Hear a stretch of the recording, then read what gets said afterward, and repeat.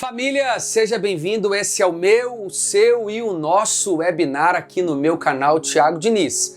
Antes da gente começar aqui a caminhar sobre essa construção de pensamento, sobre montar um bom sermão, seja ele temático, textual, expositivo, eu quero já te encorajar você a ativar aí o seu sininho, por favor, ajude a gente aí, família, e compartilhe com o máximo de pessoas também que você puder. Essa é a maneira que você pode abençoar a minha vida, a minha casa e esse projeto. Esse é o webinar. O que seria? Não é nem um seminário exaustivo, sistemático e complexo, mas também não é apenas um momento de reflexão.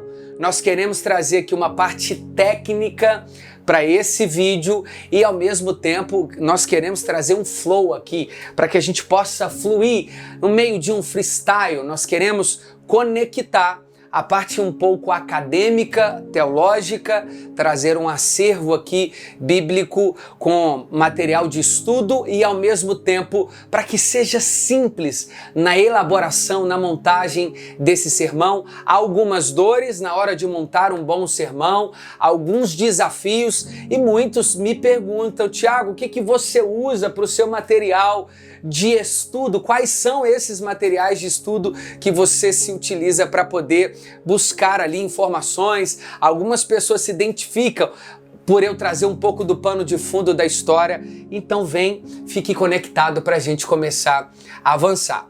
Legal? Vai ser muito livre, precisa ser leve e nós queremos começar essa construção. Eu quero falar aqui de alguns desafios que nós encontramos, vários deles, quando a gente vai começar a montar um sermão.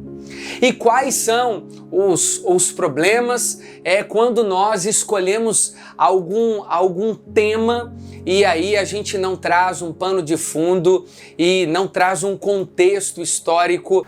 Então nós vamos entender quais são os pontos que a gente precisa aqui colocar em ordem para que o nosso sermão não seja uma espécie de uma salada mista, um Frankenstein, né? Um sermão remendado, retalhado. É preciso uma organização, uma fidelidade bíblica textual e uma busca aí de bíblias de estudo. Eu vou falar aqui um pouquinho sobre como trazer, qual a melhor versão e como a gente começa a trazer para dentro da estrutura do nosso sermão as divisões para facilitar na hora da gente comunicar por meio da oratória, da exposição, aquele sermão, ok?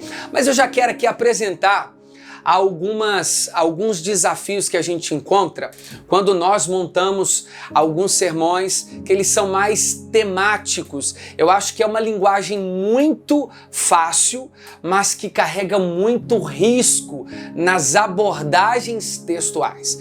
Quando você escolhe um tema e começa a conectar versículos a esse tema, eu acho um caminho extremamente perigoso. Por quê? O risco de você tirar de dentro daquele texto e acabar criando um pretexto é muito grande. Então, quando você escolhe o sermão temático, ele é muito perigoso, porque você, preste atenção, você escolhe um tema e vai procurando em toda a escritura outros versos, outros versículos, histórias para encaixar dentro desse tema. Isso pode facilitar na compreensão daquilo que você quer apresentar dentro do sermão. Entretanto, porém, todavia, você corre e incorre em vários perigos textuais, em você não fazer uma boa exegese. O que é uma boa exegese? É o estudo do texto, do contexto do texto, do autor quem escreve o texto, do destinatário daquele texto ou daquele livro, o local, a situação política, religiosa que se encontra aquele autor naquele momento, o propósito central, as principais chaves e concordâncias dentro dele. Dentro de um sermão temático, eu já começo aqui polemizando um pouquinho, é muito difícil ser fidedigno na construção estrutural desse sermão. Por isso, eu tenho um sermão preferido e eu já deixo aqui claro que é o expositivo. Eu acho que é a maneira mais clara, eu acho que é a maneira mais fiel ao texto, mas é possível também pregar um sermão expositivo e sendo temático sem perceber. É possível pregar um sermão expositivo e não ser fiel àquele texto. Então é isso que a gente vai começar a descodificar e ao mesmo tempo a construir. Então vem com a gente. Eu quero falar do primeiro ponto, a montagem do sermão. Eu fiz aqui uma colinha e já começo dizendo que envolve algumas etapas na construção desse sermão. Tiago, qual que seria o primeiro passo para um bom sermão? Eu fui chamado para pregar lá na minha igreja e aí eu tenho essa responsabilidade. A primeira coisa que você e eu devemos fazer antes de preparar um bom sermão é orar. Pode parecer mais do mesmo, mas é isso. Um bom sermão, ele precisa ser regado de muita oração. Quando você recebe um convite, um desafio, a primeira coisa que você faz deve ser falar ao Senhor: Senhor, obrigado por essa oportunidade e me dê graça para eu comunicar a sua palavra àquelas pessoas. O segundo ponto é pensar em um tema ou em um título para aquele sermão. Eu, quando sou convidado para pregar em uma igreja que não seja a minha igreja, normalmente eu também tenho o costume de perguntar se eles estão dentro de algum tema daquele mês, daquele semestre, daquele ano, se eles já estão abordando dentro da perspectiva doutrinária bíblica algum ponto. Quando eles dizem que é livre, e aí eu me sinto na liberdade de buscar em Deus um tema, um título. Então, primeira coisa, oração, muito temor a Deus. Segunda coisa é você entender se aquela igreja ou aquele público-alvo estão mergulhados dentro de algum tema já há algum tempo. O terceiro ponto, que eu acho que é muito importante, é conhecer o seu público-alvo. Isso vai definir a forma de abordagem, a forma como você vai comunicar isso. Quando eu recebo convites para pregar para os adolescentes, obviamente que a palavra é a mesma, mas eu posso usar linguagens que comuniquem melhor com aqueles adolescentes. Eles são mais modernos, eles interagem mais com as questões tecnológicas, midiáticas. Então eu sempre busco aparelhos e ferramentas para conectar com aquele público.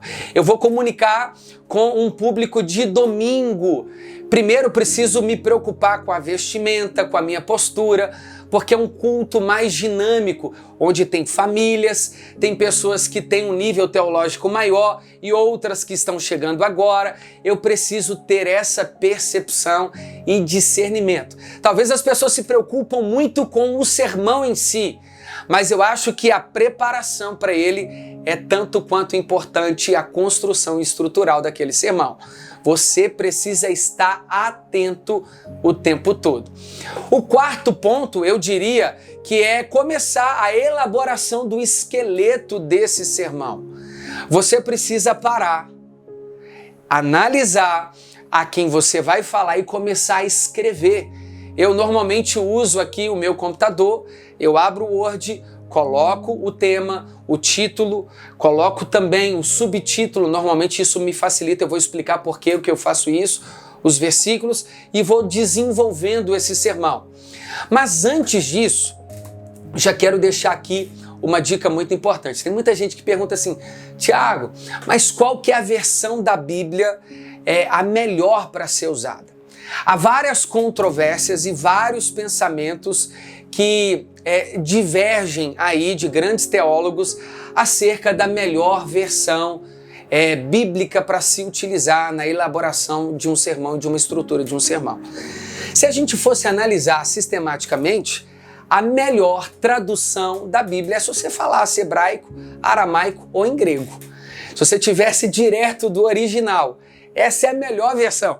Mas como às vezes nós ocidentais não falamos mais de uma língua, a grande parte da população, né, infelizmente, então nós vamos pegar as traduções.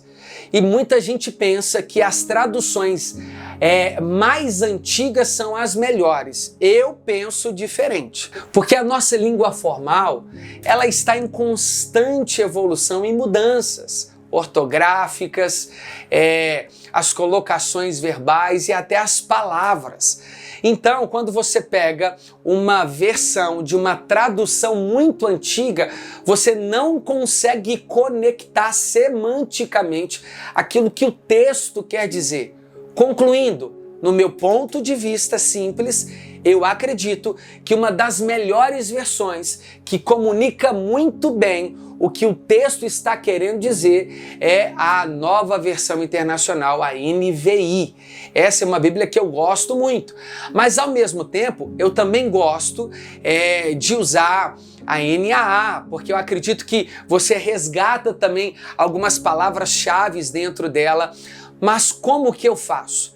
Quando eu vou começar uma construção de um sermão, eu leio aquele texto, o texto anterior e o texto sequencial, o subsequente, né? O próximo texto.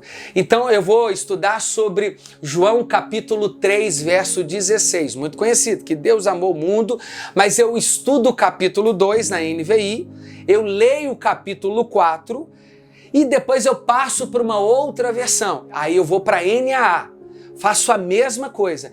Depois eu vou para a Viva, a mesma coisa, e a NTLH. E aí eu estudo mais ou menos umas 4 Bíblias. Eu gosto de ver todo aquele contexto em perspectivas de traduções diferentes.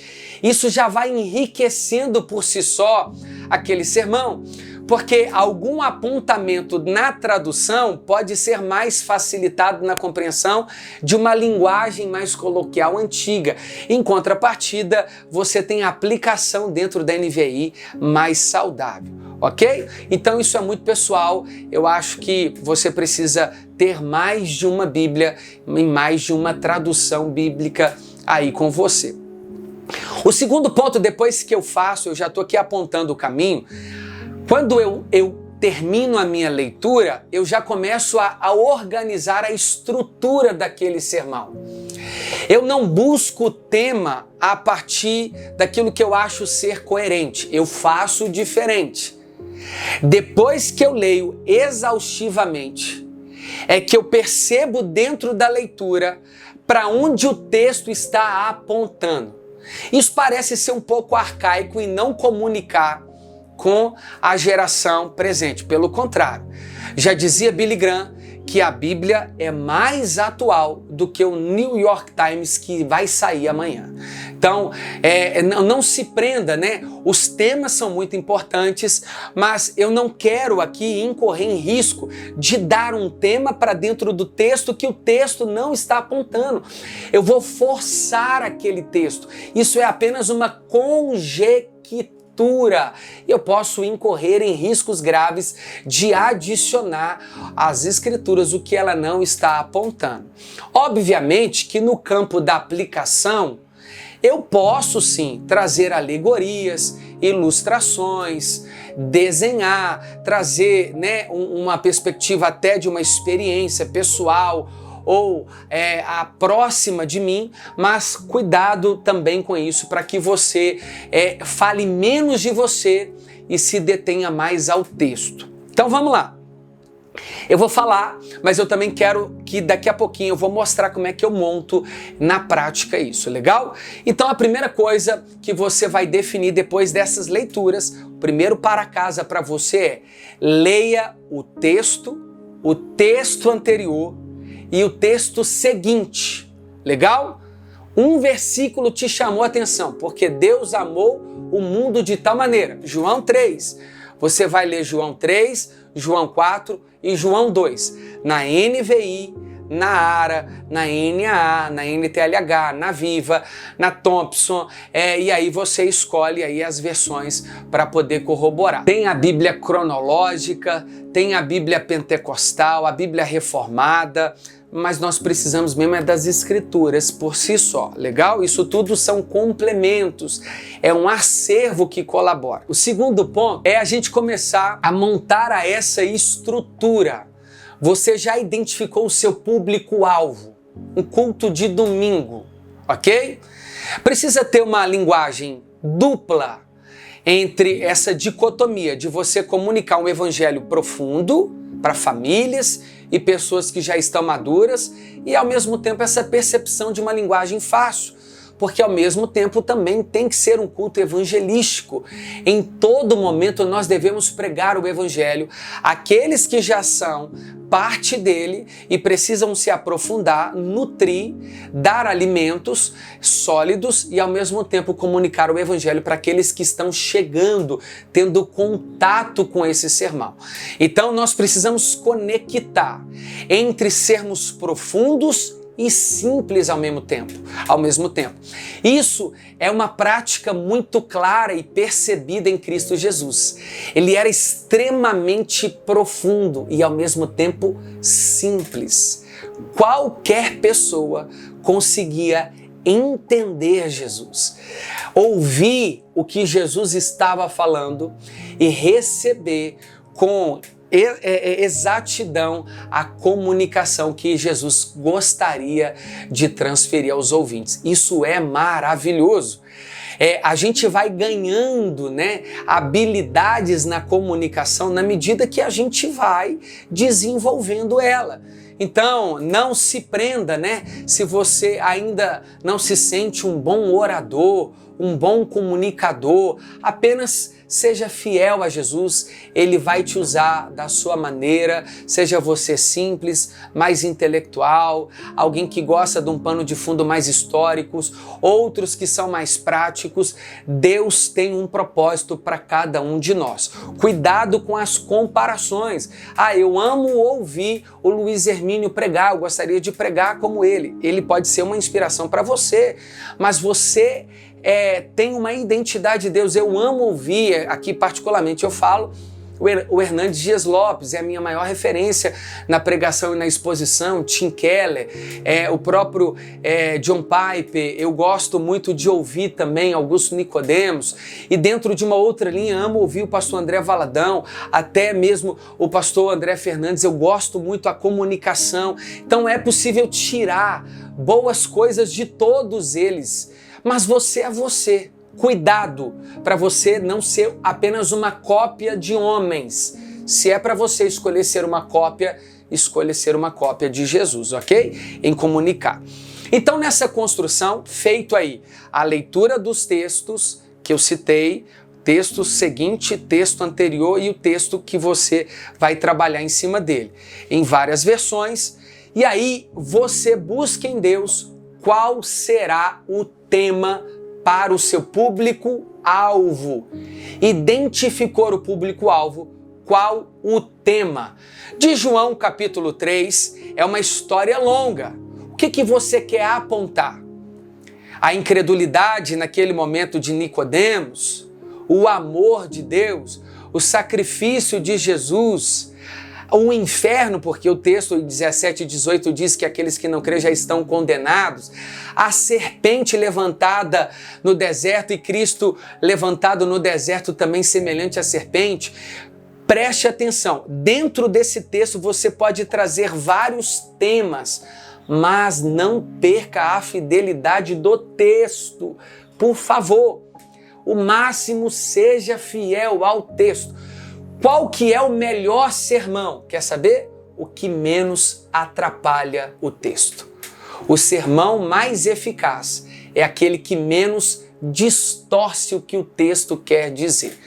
Cuidado para que você, no afã de angariar, novos seguidores, aplausos, e ser reconhecido, não ferir o texto. Eu prefiro agradar a Deus do que aos homens. Obviamente que eu não estou dizendo também para você ser largado e não se preocupar em deter a atenção das pessoas, não. Existem técnicas que a gente vai construindo e percebendo na medida que nós vamos pregando. Ninguém nasce pronto, né? Se eu olhar os meus sermões pregados de 10 anos atrás, alguns eu até me sinto envergonhado, outros eu me sinto inspirado de novo. Eu percebo ali, cara, como é que eu era mais voltado para esse ponto. Então isso é muito importante. Uma coisa também legal aqui, uma dica, é você se ouvir.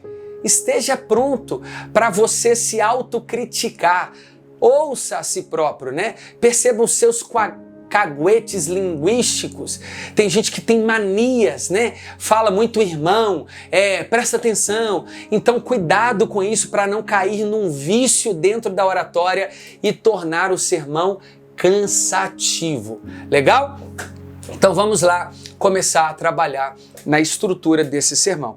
Então a gente já definiu aqui, a gente já percebeu, ore, busque a Deus, leia o texto em várias versões, e aí o segundo passo, o que eu faço? Eu já estou na minha cabeça com o texto todo pronto. Eu começo a destacar o que mais me chamou, aí eu passo para o Word, o que me chamou a atenção dentro daquele texto? O amor de Deus. Eu já coloco. Vou soltando essas palavras porque elas servirão para mim de palavra-chave. O que é a palavra-chave? Eu quero apontar o sermão, comunicar.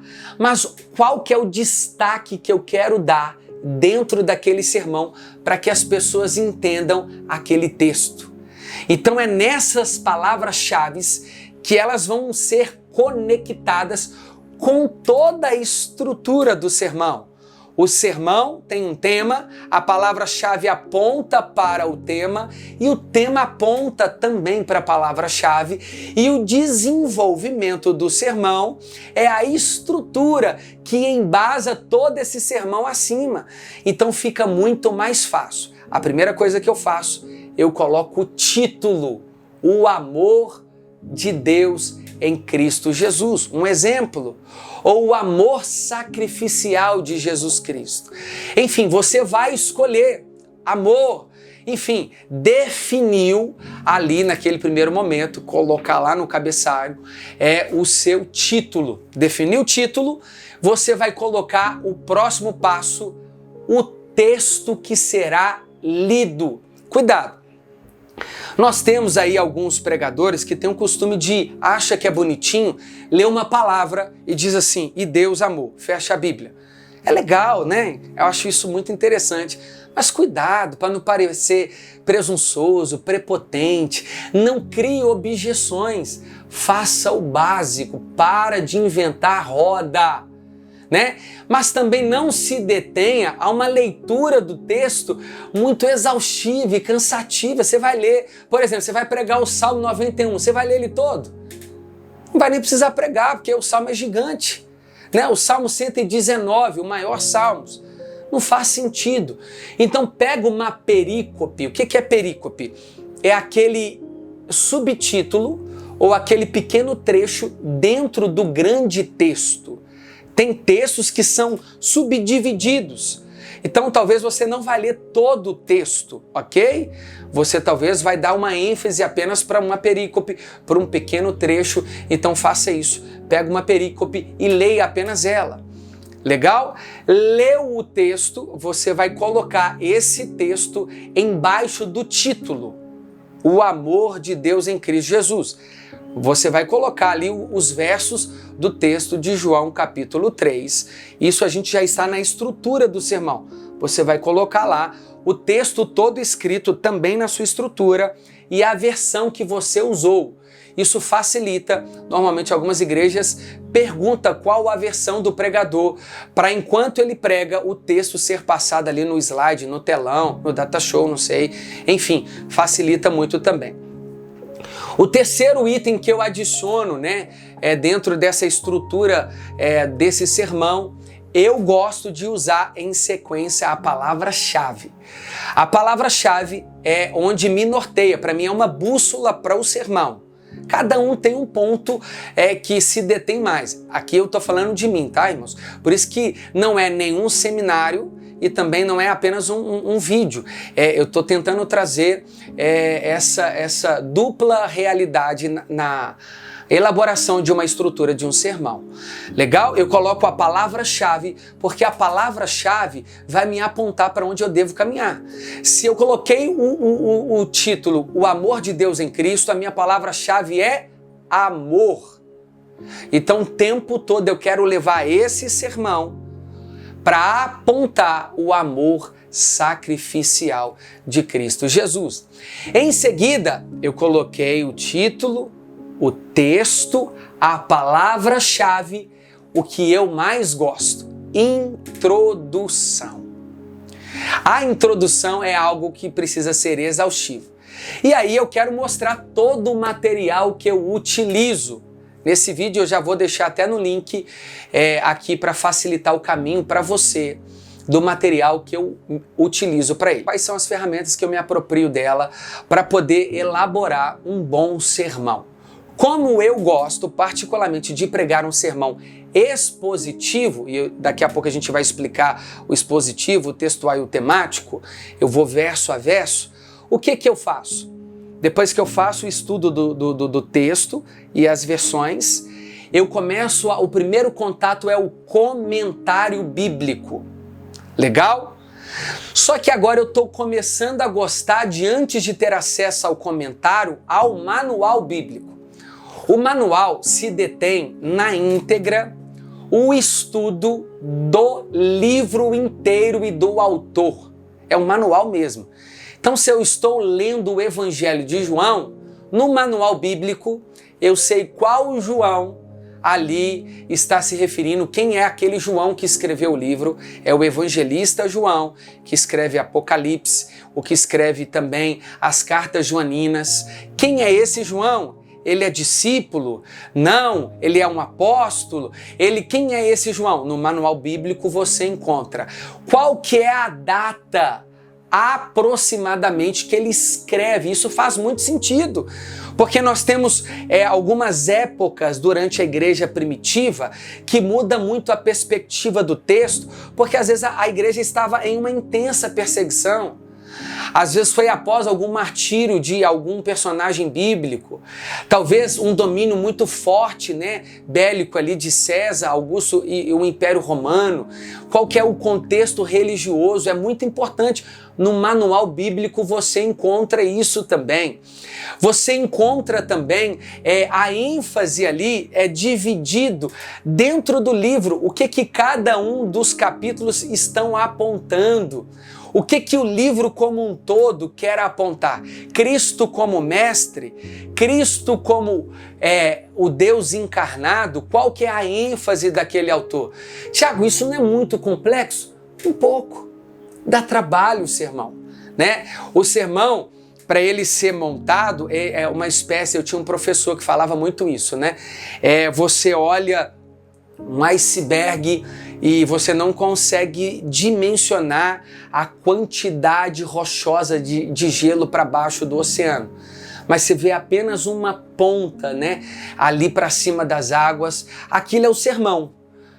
A apresentação dele é o que dá para ver. Mas embaixo tem uma estrutura, tem raiz, tem oração, tem estudo, Então, você precisa compreender que trazer esse acervo de comentário e manual vai facilitar a compreensão na comunicação daquele sermão. Isso é muito importante. Além do mais, que enriquece para os ouvintes. Você tem mais propriedade, as pessoas percebem um domínio do texto. Isso já é meio caminho andado na abordagem daquele sermão. Quando você tem contato com o autor de maneira histórica e também espiritual pela fé, ali eu estou me referindo, você se coloca dentro daquela cena, você tenta imaginar onde João está, a quem ele está escrevendo, o público-alvo que ele está endereçando aquele livro, ou aquela carta, ou aquela epístola. Depois a gente pode falar da diferença de epístola para carta, do que são os evangelhos sinóticos, a diferença deles, mas isso tudo vai corroborando, né, para o seu sermão ser mais robusto, para que você entregue mais, sabe? As pessoas anseiam por conhecer a história bíblica. Eu quero te instigar aqui a sair do analfabetismo bíblico e a gente ser usado e ousado por Deus dentro da palavra dele, em sermos fiéis a ele, em apresentarmos de fato um evangelho genuíno e verdadeiro. Amém? Então eu busco dentro do manual. O manual vai me apresentar um panorama do livro e do autor e os principais pontos daquele livro. Ele divide em vários tópicos. Quando você dá uma lida, facilita a sua compreensão do livro todo. Isso corrobora muito para o sermão. Depois que eu saio do manual, eu faço as anotações daquilo que mais me chamou a atenção. Então, naquele primeiro momento, você percebe que até agora a gente só tem o título, O Amor de Deus em Cristo, o texto, João 3,16, a palavra-chave, o amor, e a introdução ainda não está organizada, porque você só está no manual. E você tem um outro rascunho, lembra lá, volta lá no início do que eu falei, você separou algumas palavras e alguns acontecimentos que te chamou a atenção. Você tem um rascunho aqui e a estrutura do texto, as bíblias, e a gente já está começando a montar. E aí você vai para onde? Eu gosto particularmente de o meu segundo, seria na verdade a terceira ferramenta, porque Bíblia, manual, e a terceira ferramenta é o comentário bíblico. Eu amo comentário bíblico, amo, é o que eu mais gosto, porque eu gosto da história por trás do texto. Então eu busco comentário bíblico em MacArthur, Dia Carson, o próprio Hernandes Dias Lopes, que ele tem uma linguagem muito fácil, não é exaustivo, do Barclay, eu gosto também, Moody, eu também vou em John Wesley, tem alguns comentários de João Calvino. Irmãos, eu amo comentários bíblicos, é o que eu mais gosto, de comentários bíblicos. Lembrando, é um comentário bíblico. Pode incorrer em divergências? Lógico, o comentário bíblico não é inspirado. O autor, ele vai aproximar dentro de uma arqueologia que ele tem contato, de um pano fundo de história que ele tem contato. E a gente precisa considerar aqui a cosmovisão do comentarista. Então ele nunca vai escrever nada a partir do nada. Ele está partindo de algum ponto. E esse ponto tem uma interpretação textual. Por isso que na leitura de vários comentários, você vai perceber até que há uma divergência ali teológica e aí histórica, data, geografia, né? Algumas coisas são unânimes e outras não. Mas enfim, o comentário enriquece o sermão.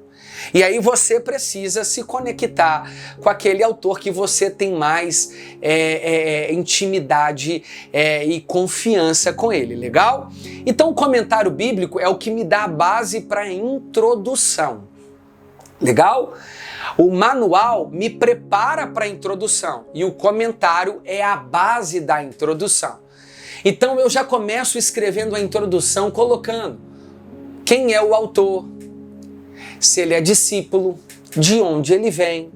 Às vezes eu coloco quando ele converteu. Quer dizer que na hora de eu abordar o sermão eu vou falar tudo isso? Não. Nós estamos montando o esqueleto e a estrutura do sermão. Não necessariamente você precisa colocar todas essas informações, porque não é um seminário durante a pregação. Entenda isso. Isso vai te ajudar futuramente, deixa guardados. Faça as suas pastas ali no seu computador. Daqui a pouco isso pode virar até um livro, né? Hoje já tem aí vários escritores fantasmas, o Goldschrei, né? Aquele que pega aí os seus sermões e transforma em livros também. Eu já fiz isso agora no meu segundo livro, 7 Pecados Capitais, e é muito legal. Mantenha o seu acervo, deixa tudo anotado, bloco de nota, papel, caneta, caderno, enfim. E aí, vamos voltar aqui, você vai começar a montar a introdução. E a introdução, a palavra já diz, você vai introduzir dentro daquele texto, o contexto do texto e do autor e do livro. A introdução, Tiago, eu posso, para ganhar a atenção do público, falar de algo contemporâneo, moderno ali, didático, claro.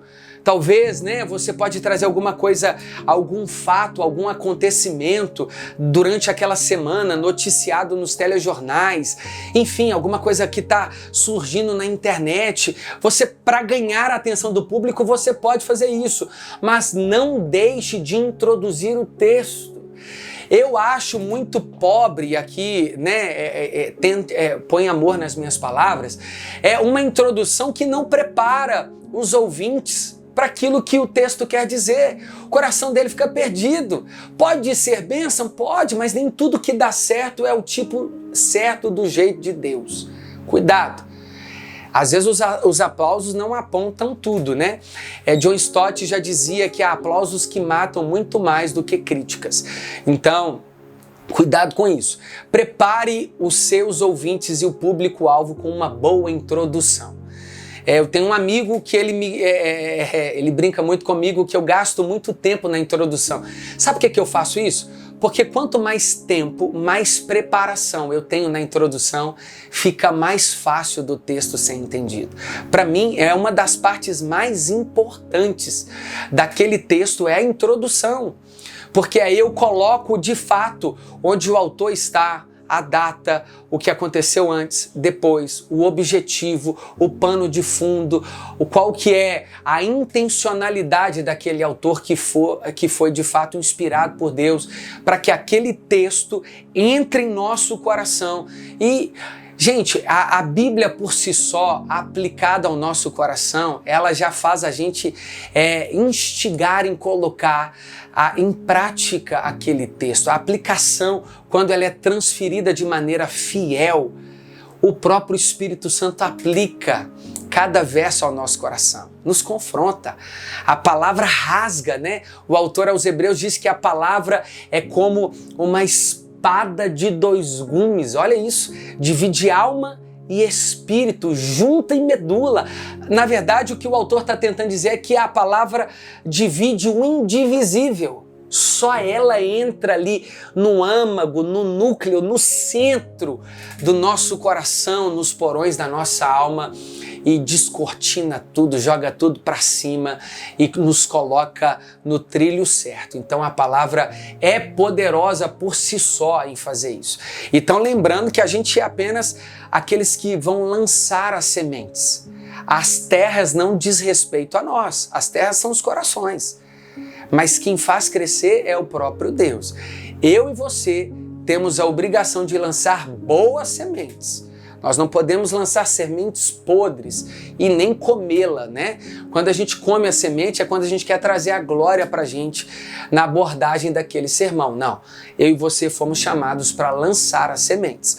Então, dentro da introdução, você vai colocar data, onde o autor está, para quem ele está escrevendo, qual que é o contexto político, eu coloco muito, o contexto religioso, se tem algum clã de fariseu, saduceu, herodiano, zelote cercando aquele autor, se tem alguma pressão ali, algum cisma, alguma divisão dentro daquele contexto que ele está escrevendo, para que tudo fique claro, se eu estou falando de João capítulo 3, eu vou trazer toda a introdução daqueles personagens que estão ali dentro. Fale de Nicodemos, fale da serpente, fale do autor, fale da obra do sacrifício de Cristo Jesus, da redenção.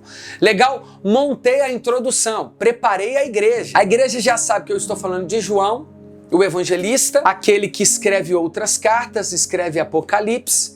Eu estou falando de João que foi morto, por velhice, que ficou preso na ilha de Patmos.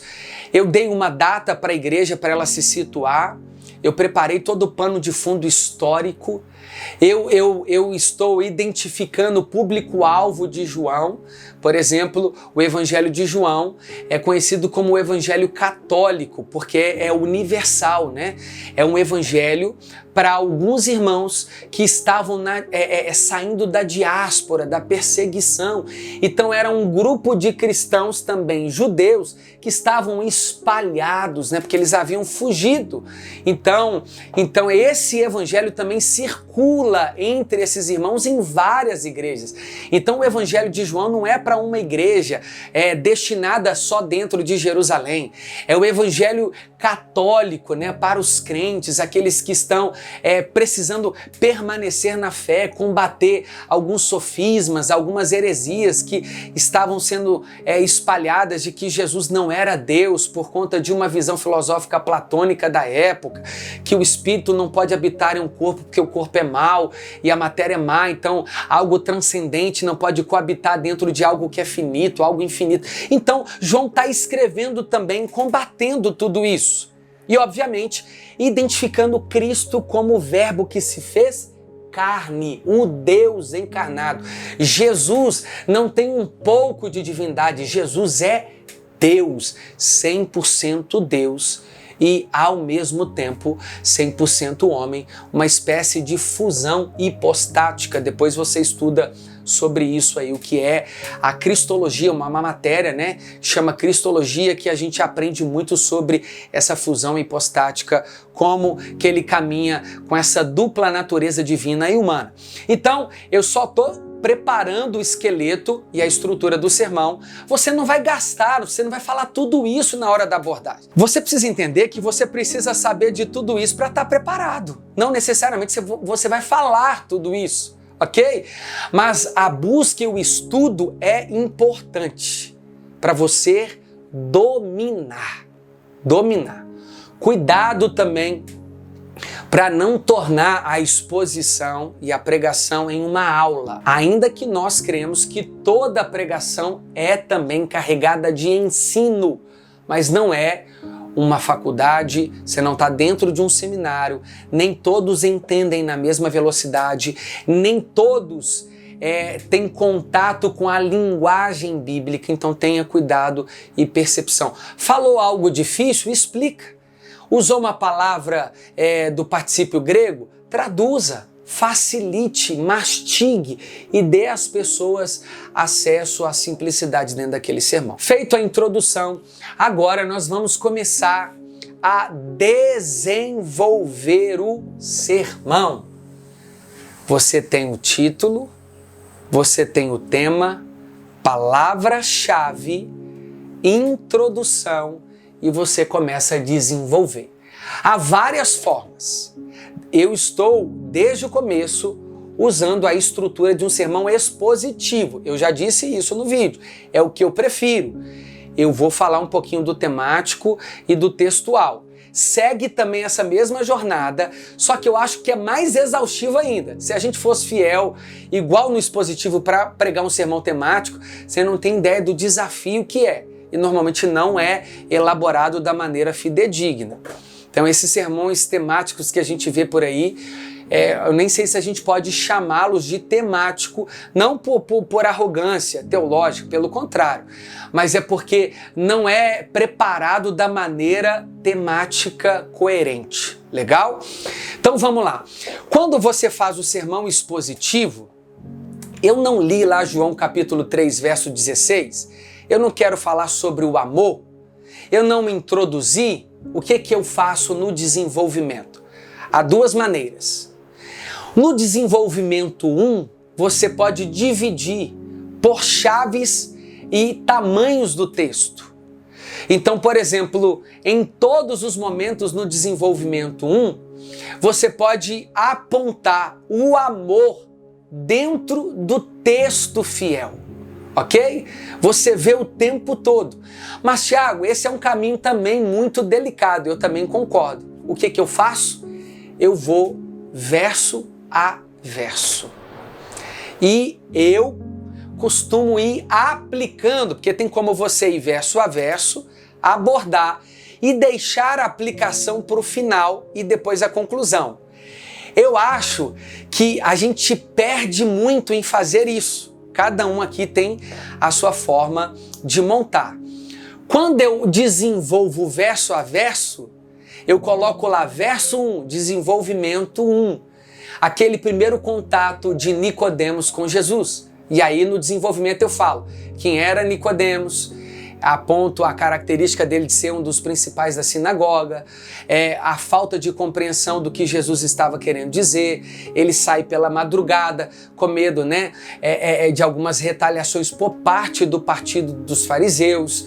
Ele se encontra com Jesus, faz uma pergunta. Eu estou dentro do texto, tá vendo? Não estou fazendo nenhuma inferência. Olha como é que eu estou desenvolvendo.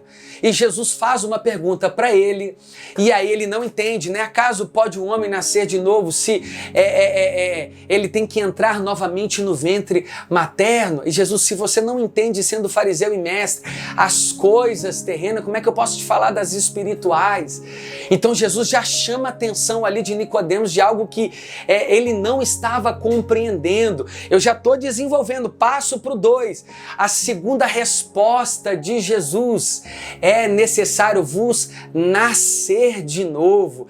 Então, isso tudo está dentro do escopo de desenvolvimento. Eu não estou fazendo nenhuma inferência.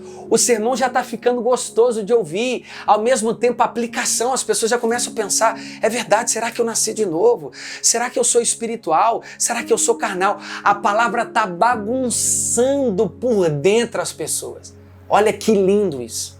E até agora você não fez nenhuma inferência. Você não trouxe experiências pessoais, você não trouxe, pode trazer alegorias, faz tudo parte do sermão. Mas você está no campo ainda do desenvolvimento, fidelidade ao texto. E aí, depois que você conclui o verso 1, você faz a aplicação. Irmãos, é importante. Você perceber, e você nasceu de novo. E você é uma nova criatura, você é de fato espiritual, as coisas espirituais só se discernem espiritualmente. Aplicou, passa por verso 2. Olha que legal isso. Verso 2. E você começa a construir o desenvolvimento assim, até o final. Esse é o que eu faço. Mas tem gente que pega o desenvolvimento 1, 2 e 3, conecta aquele texto, e dentro do desenvolvimento 1, ele divide dentro da palavra-chave que ele quer dizer. O que eu estou tentando dizer? No desenvolvimento 1, ele lê os versos, e aí ele fala, gente, e aqui Jesus começa a exercer o amor sobre o próprio Nicodemos. E ele vai apontando dentro do desenvolvimento, retornando ao título do sermão e à palavra-chave. Eu acho sempre mais complexo. E aí ele faz isso no 2 e no 3, e depois aplicação e conclusão. Então, como eu estou aqui dando dica do que eu faço, eu vou falar do que eu faço. Então eu vou verso a verso, e a cada versículo eu desenvolvo o texto pelo texto e o estudo que eu fiz, introdução, manual, leitura de várias versões, a minha cabeça, as palavras de rascunho já estão aqui, eu estou olhando para tudo isso e vou desenvolvendo. E a cada versículo uma aplicação em cima daquele verso, depois de desenvolvido. Eu não posso fazer a aplicação antes do texto, é inferência. A aplicação precisa estar conectado com o desenvolvimento, legal? E aí eu quero desenvolver lá 10 versículos, eu faço isso com os 10 versículos. Desenvolvo 1, aplico, desenvolvo 2, aplico, desenvolvo 3, aplico, até o 10º. Aí, como eu já apliquei, a igreja já está confrontada, o público-alvo edificado, consolado e confrontado, eu começo a trabalhar sobre a minha conclusão. É nessa hora que eu acho interessante você usar uma alegoria. Eu acho que cabe, com muito cuidado, uma experiência. Você trazer algum pano de fundo ali em relação ao público-alvo, o que está acontecendo, alguma experiência legal. E aí, ao mesmo tempo, a conclusão é onde que o texto quer apontar, o que ele terminou. E aí a gente percebe dentro daquele texto várias coisas importantes. O amor de Deus, que não basta ser judeu, né? É preciso ser o Israel circuncidado não apenas no prepúcio, mas no interior, no coração. Cuidado, né? Você pode concluir com a religiosidade, você pode concluir em um amor incondicional. Talvez você viveu aí como um fariseu durante muito tempo. E aí, muito cuidado. Eu acho que a conclusão ela precisa ser percebida dentro do texto. E aí você pode conectar com algumas experiências. Lembrando, cuidado com as experiências. Experiência não é doutrina. Legal? Experiência é secundária. O texto é primário. A aplicação do texto primário. E aí é o momento que você chama a igreja para um mergulho profundo dentro daquele sermão. Ok? Um mergulho profundo para dentro daquele sermão, para você concluir. E aí, normalmente nas minhas conclusões, a primeira coisa que eu faço é voltar lá para a minha palavra-chave. O amor. E aí, cabe também conexões com outros textos. E aí a gente termina o sermão colocando no coração daquelas pessoas uma baita reflexão sobre o amor. Cara, isso é o sermão mais fiel, no meu simples ponto de vista, minha simples opinião. É importante você perceber isso. Olha para você ver o que a gente construiu junto aqui. Então as pessoas às vezes me procuram, pastor, que bênção, eu nunca tinha visto o texto daquele jeito. Eu não sei se eu fico feliz ou triste, porque deveria ser isso, o natural, o texto pelo texto. Então você preparou a igreja, você foi fiel às Escrituras e você entregou o sermão e aquilo que de fato as Escrituras estão querendo dizer. Legal? Eu preparei algumas coisas, algumas dores aqui que eu acho importante a gente compartilhar, né? Normalmente, uma dor comum é a falta de criatividade na estrutura do sermão. Essa é uma dor de todo mundo. Mas em algum momento eu falei para você ter criatividade aqui? Não. Eu falei para você ser fiel ao texto. Então, sim, pode ser criativo? Tem que ser, irmãos. Isso também é um dom de Deus para nós. A criatividade está aqui para a gente utilizar dela.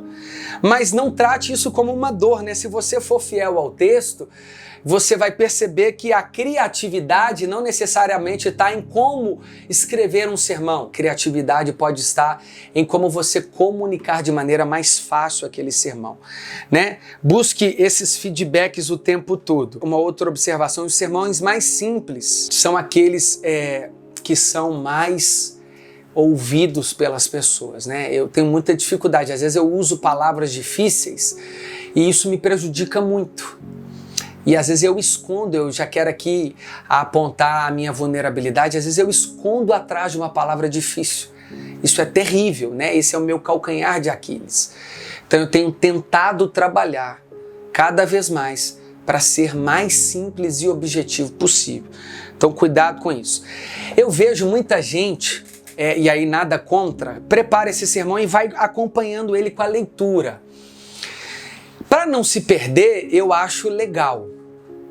Mas parece que assim, o autor se detém em passar o texto com vida, mas o comunicador não. Olha que perigo. E aí você vai lá lendo, né? Parece que a pessoa está dentro de um seminário, mas não é isso. Cuidado com essas leituras o tempo todo ali. Às vezes isso vira até uma moleta, né? E ali a pessoa cria um apoio, tem medo de sair, fica estático. E aí entrando agora no campo da performance, a exagerada é péssima, porque tira a atenção do texto. E performance nenhuma é péssimo, porque o texto fica vazio, sem paixão, né? John Wesley dizia, põe fogo no seu sermão, ou se não der, ponha o seu sermão no fogo, né? Você precisa incendiar as pessoas com sermão, paixão, autoridade. Quem fala muito incorre em vários perigos, de erros. Irmãos, e está tudo certo, a intenção é importante. Lógico, por isso que eu estou dizendo, preparei esse caminho todo de estudo para que você pregue com segurança. Legal? Isso tudo vai te preparar, esse acervo todo é para te preparar na abordagem do sermão. Mas na hora, entenda que é Deus quem nos usa. É Deus quem fala. Nós oramos, mas é Deus quem conduz. E não se entristeça quando você preparar tudo isso e na hora você sentir de levar aquela estrutura para outro lugar. Pode acontecer? Pode, não é comum. Porque se Deus te fez preparar tudo aquilo, por que Ele não pode te usar naquilo? Tiago, mas eu também entendo que às vezes você preparou aquele sermão e aquele estudo todo e o sermão foi muito mais para você ou será usado para um outro momento do que propriamente para aquela ocasião. Legal? Então, a sensibilidade é muito importante. Eu voltei a um costume antigo que eu tinha de abordar os sermões que eu prego em jejum. Era uma prática que eu tinha lá atrás, olha para você ver a importância. Eu voltei a assistir alguns sermões antigos lá aqui no canal e aí eu percebia mais sensibilidade. Eu voltei a fazer isso. Isso não é regra, não é mantra, eu não me sinto mais espiritual, tem nada disso, não tem nenhum esoterismo, nada místico por trás. Mas eu comecei a perceber que quando eu estou pregando em consagração ao Senhor, eu fico muito mais sensível. Fica latente isso em mim, é perceptível. Eu tenho mais autoridade ali, eu fico mais atencioso, né? Mais focado. Então faça isso, né? Se consagre antes do sermão, faça jejum, orações. E cuidado, aqui um erro muito grave que eu cometo e eu não quero que você cometa ele. No dia do sermão a gente arruma uma confusão. É diarreia, é ansiedade, a gente começa a roer unha. Eu, particularmente, não tenho uma vez que eu não prego que minhas pernas não tremem. E barriga, e dor de cabeça. E aí a gente perde a alegria, a gente não desfruta. Um erro que eu cometo. Eu quero aqui que você não cometa esse erro. Cuidado, curta o sermão. Desfrute dele. No dia do sermão, não fique lendo. Não fique, o estudo tem que ser antes, porque senão isso te confunde. Quantas vezes eu preguei sermão, lendo ali, na hora, e aí eu não sabia mais o que eu falava, porque na primeira leitura que eu montei toda a estrutura, eu não tinha percebido o que eu tinha acabado de perceber, e aí eu queria encaixar aquilo na hora, mas não estava dentro do script, aí eu me confundi. Cuidado com ferramentas, por exemplo, o meu primeiro sermão horrível da minha vida foi num acampamento de senhoras. Irmão, foi horrível. Eu vi o pastor Vinícius Zulato usando um slide, eu achava chique, eu resolvi usar slide para quê? Eu me perdi todo, escolhi um texto difícil, queria falar de Romanos 8, olha para você ver a prepotência. Cara, arroz com feijão, faz o básico. E Deus vai te usar poderosamente. Escolha sempre aqueles critérios que a gente apontou no começo, mas se você tiver a oportunidade de pregar um tema livre, e é você quem vai conduzir a igreja, escolha um texto sempre fáceis, aqueles que você já está habituado, familiarizado com ele, para ser fácil, para te dar mais segurança.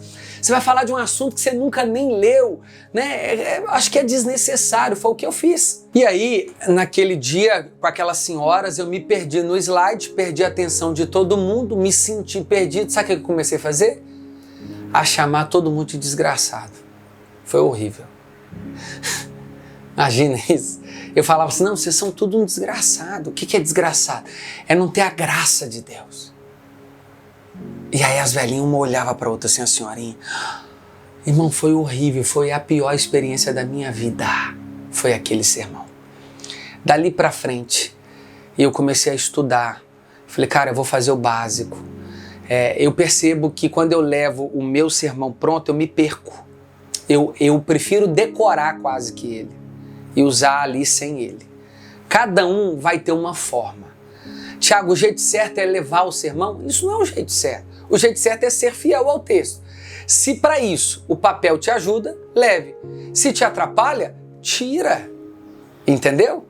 É você quem tem que perceber isso. Legal? E cada um tem o seu DNA. Mais uma vez eu lembro, cuidado com as malditas comparações. Agora eu quero falar aqui da performance, que eu acho que é importante. Eu fui percebendo que algumas pessoas, vocês viram que eu gesticulo muito, às vezes atrapalha. Mas também eu não gosto de ficar muito estático, né? Eu andava muito, então às vezes hoje eu tento andar, mas menos, né? Às vezes você está numa igreja e aí você só está olhando para um lado. Não, vai lá na ponta, olha para o outro público, olha no olho. Você pode colocar adereços com muito cuidado de um quebra-gelo ali, não é o recomendado, né? Mas com muita leveza, momento de sorrir, momento ali de falar sério, de refletir. Isso tudo pode ser adicionado ao sermão, mas com muita cautela e doses bem pequenas, para não perder a ênfase central do sermão e a fidelidade ao texto. Legal, gente? Eu espero ter contribuído aqui nessa construção. Foi apenas o que eu utilizo. E aí, no próximo vídeo, dentro desse tema ainda, a gente vai falar sobre essa divisão da diferença do expositivo para o textual e para o texto e para o sermão temático. Deixa o seu like se você gostou, ative aí o seu sininho e compartilha esse canal aqui com outras pessoas, é uma maneira também de você me abençoar. Eu espero poder ter contribuído aí um pouquinho para você e vou deixar no link na descrição desse vídeo todo o material que eu utilizo e onde você pode encontrar. Fechou? Vamos para cima e deixa Deus te usar aí. Prega o evangelho em todo o tempo.